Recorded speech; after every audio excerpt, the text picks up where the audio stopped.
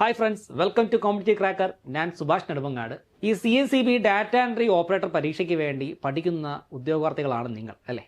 അപ്പോൾ നമുക്ക് നമ്മുടെ സിലബസിൽ റിവൈസിങ് എ ഡോക്യുമെൻ്റ് എന്ന് പറയുന്ന ഒരു ടോപ്പിക്കുണ്ട്. അപ്പോൾ ഈ റിവൈസിങ് എ ഡോക്യുമെൻ്റ് അത് എന്താണ് എന്ന് ഐഡിയ ഇല്ലാത്ത കുറേ ഉദ്യോഗാർത്ഥികളുണ്ട്. അത് എന്താണ് സാർ എന്നൊക്കെ ചോദിക്കാറുണ്ട്.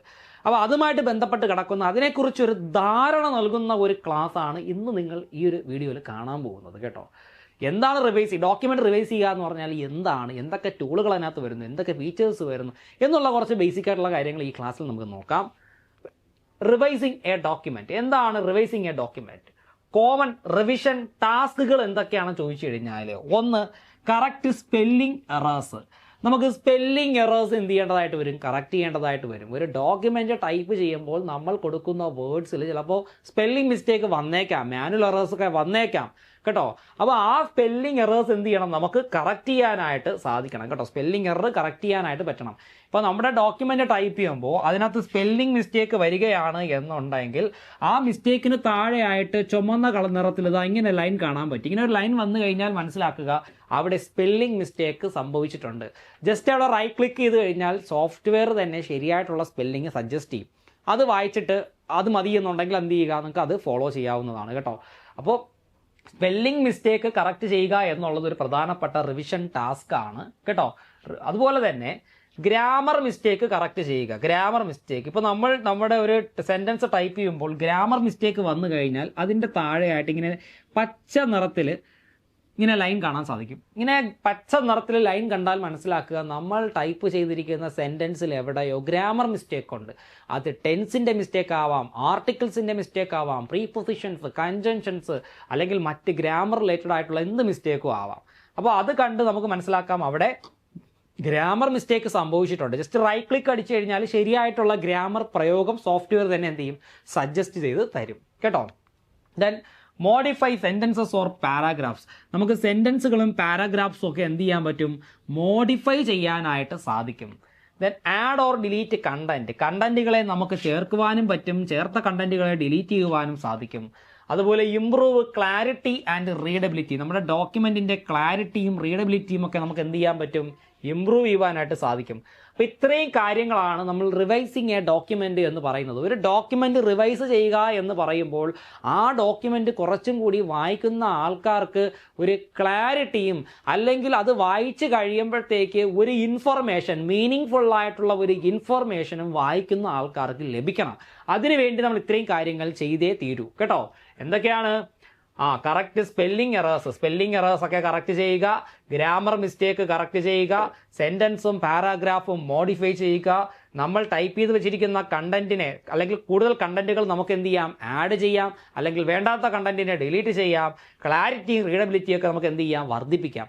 ഇത്രയും കാര്യങ്ങളെയാണ് ഒരു ഡോക്യുമെന്റ് റിവൈസ് ചെയ്യുക എന്ന് പറയുന്നത്. സിലബസ് എടുത്ത് നോക്കിക്കഴിഞ്ഞാൽ റിവൈസിങ് എ ഡോക്യുമെന്റ് എന്ന് പറഞ്ഞിട്ടുണ്ട്. അപ്പോൾ പലർക്കും അത് എന്താണ്, അത് എന്ത് പഠിക്കണം എന്നുള്ളൊരു ധാരണ ഇല്ല. അപ്പോൾ മനസ്സിലാക്കുക ഇത്രയും കാര്യങ്ങൾ അതിനകത്ത് വരുന്നുണ്ട്. ദെൻ ടൂൾസ് യൂസ്ഡ് ഫോർ റിവൈസിങ്ങിന് വേണ്ടിയിട്ട് ഉപയോഗിക്കുന്ന പ്രധാനപ്പെട്ട ടൂളുകൾ എന്തൊക്കെയാണ് എന്ന് പരിശോധിക്കാം. ഒന്ന്, സ്പെൽ ചെക്ക് എന്ന് പറഞ്ഞു കഴിഞ്ഞാൽ വേറെ ഒന്നുമല്ല, സ്പെല്ലിംഗ് മിസ്റ്റേക്കുകളെ ഡിറ്റക്ട് ചെയ്യാനായിട്ട് ഉപയോഗിക്കുന്ന ഒരു ടൂളാണ് സ്പെൽ ചെക്ക് എന്ന് പറയുന്നത്.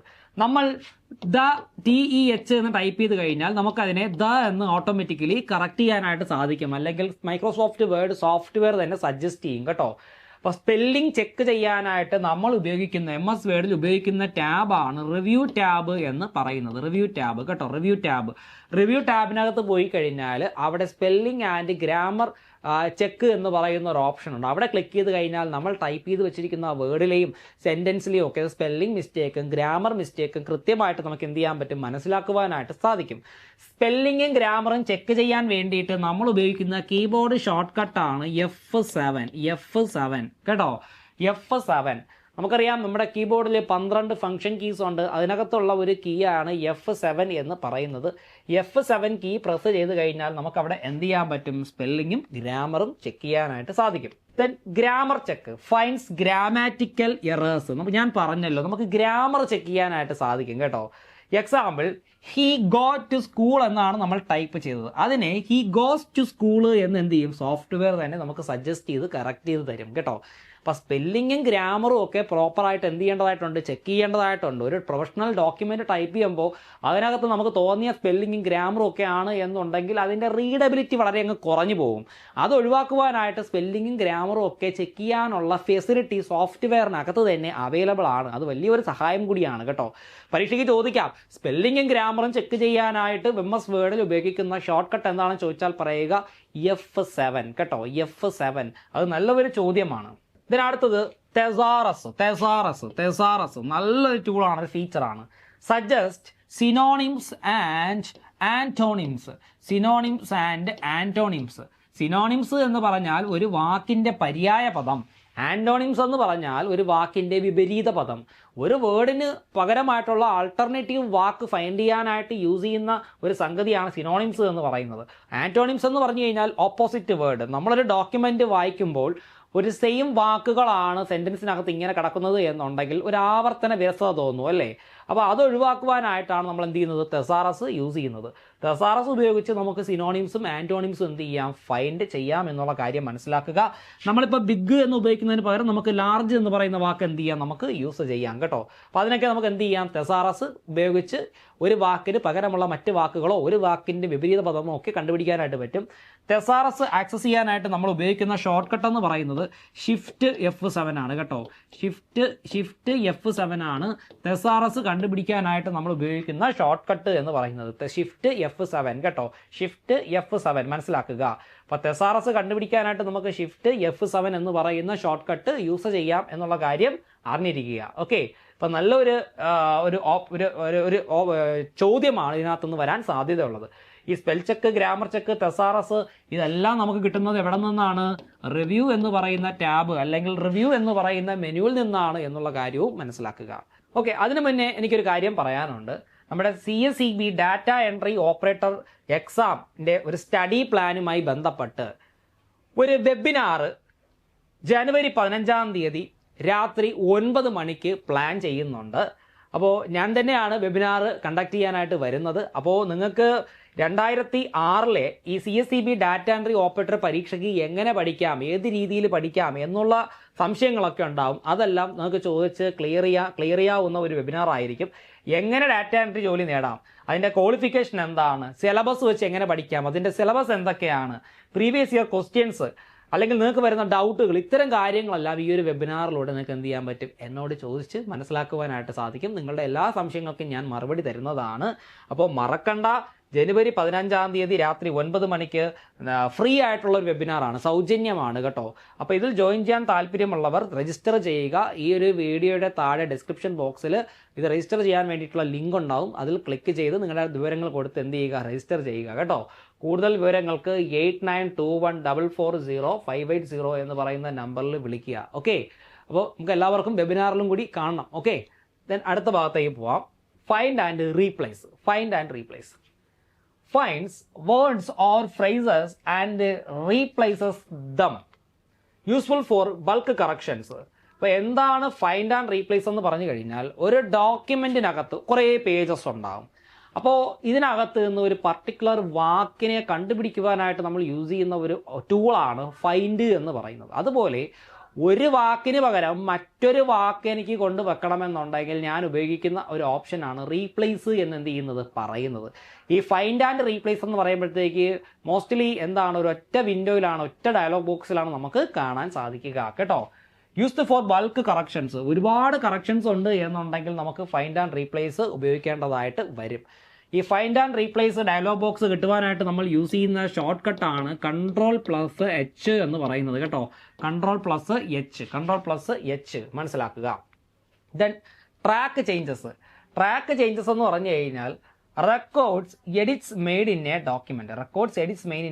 A document.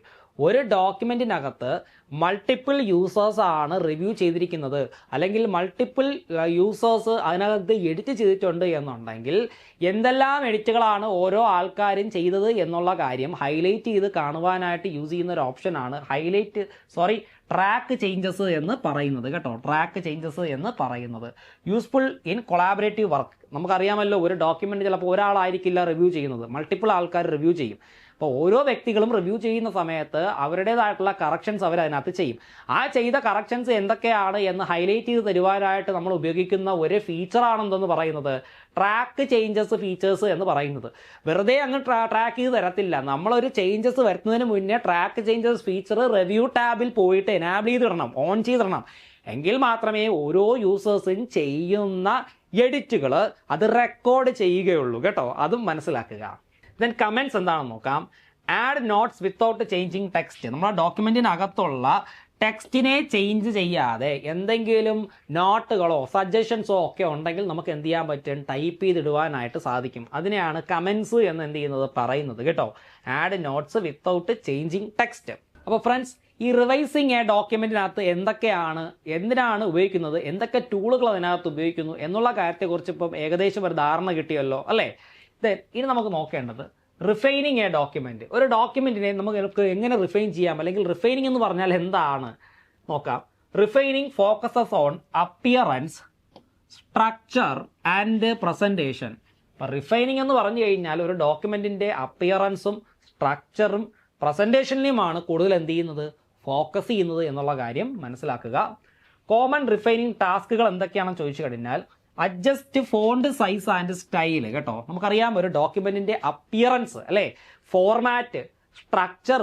അപ്പോൾ ഇതൊക്കെയാണ് ഒരു ഡോക്യുമെന്റിനെ റിഫൈൻ ചെയ്യുക എന്ന് പറയുന്നത്, അല്ലെങ്കിൽ റിഫൈനുമായിട്ട് അസോസിയേറ്റ് ചെയ്ത് കിടക്കുന്ന കാര്യങ്ങൾ എന്ന് പറയുന്നത് കേട്ടോ. അപ്പോൾ സാധാരണ റിഫൈനിങ് ടാസ്കുകൾ എന്തൊക്കെയാണ്? ഫോണ്ട് സൈസ് അഡ്ജസ്റ്റ് ചെയ്യുക, ഫോണ്ട് സ്റ്റൈൽ അഡ്ജസ്റ്റ് ചെയ്യുക, ഫോണ്ട് കളർ മാറ്റുക, ഇതൊക്കെയാണ്. Apply alignment. നമ്മളൊരു ഡോക്യുമെന്റ് ടൈപ്പ് ചെയ്യുമ്പോഴത്തേക്ക് അതിനകത്തുള്ള സെന്റൻസും വേർഡ്സും ഒക്കെ നമ്മൾ പ്രോപ്പറായിട്ട് അലൈൻ ചെയ്യും അല്ലേ. Left alignment, central alignment, right alignment, justify alignment, ഇങ്ങനെയുള്ള കാര്യങ്ങളൊക്കെ ചെയ്യും. Then set line spacing. Line spacing നമ്മൾ പ്രോപ്പറായിട്ട് സെറ്റ് ചെയ്യും. Apply margins and indentation. മാർജിൻസും ഇൻഡന്റേഷനും നമ്മൾ സെറ്റ് ചെയ്യും. Insert headers and footers. ഹെഡറും ഫൂട്ടേഴ്സും നമ്മൾ ഇൻസേർട്ട് ചെയ്യും. പേജ് നമ്പർ ആഡ് ചെയ്യും. ഒരു ഡോക്യുമെന്റ് എടുത്ത് വായിക്കുമ്പോൾ അതിൻ്റെ അപ്പിയറൻസ്, അല്ലെങ്കിൽ അത് കാണാനുള്ള ഒരു ഭംഗി, കാണാനുള്ള ഒരു പ്രൊഫഷണൽ ലുക്ക് വളരെയധികം വലുതാണ്. അത്തരത്തിലുള്ള പ്രവർത്തനങ്ങളെ ചെയ്യുന്ന പരിപാടിയാണ് എന്തെന്ന് പറയുന്നത്, റിഫൈനിങ് ഡോക്യുമെന്റ് എന്ന് നമ്മൾ പറയുന്നത് കേട്ടോ. ഇവിടെ നിങ്ങൾ വായിച്ചല്ലോ, adjust font size and style, apply alignment, set line spacing, apply margins and indentation, insert headers and footers, add page numbers. ഇതൊക്കെയാണ് റിഫൈനിങ് ഡോക്യുമെന്റിൽ നടത്തേണ്ട, അല്ലെങ്കിൽ അതുമായിട്ട് ബന്ധപ്പെട്ട് കിടക്കുന്ന പ്രധാനപ്പെട്ട പ്രവർത്തനങ്ങൾ എന്ന് പറയുന്നത്. അതായത് ബേസിക് ഫോർമാറ്റിംഗ് ടെക്നിക്കുകളാണ് ഇവിടെ എന്ത് ചെയ്യുന്നത്, ഡിഫൈൻ ചെയ്യുന്നത് കേട്ടോ. Improve layout consistency. Tools used for refining. റിഫൈനിങ്ങിന് വേണ്ടിയിട്ട് നമ്മൾ ഉപയോഗിക്കുന്ന പ്രധാനപ്പെട്ട ടൂളുകൾ എന്തൊക്കെയാണ് എന്നുള്ളതാണ് നമ്മൾ നോക്കുന്നത്. Formatting tools: font, bold, italic, underline.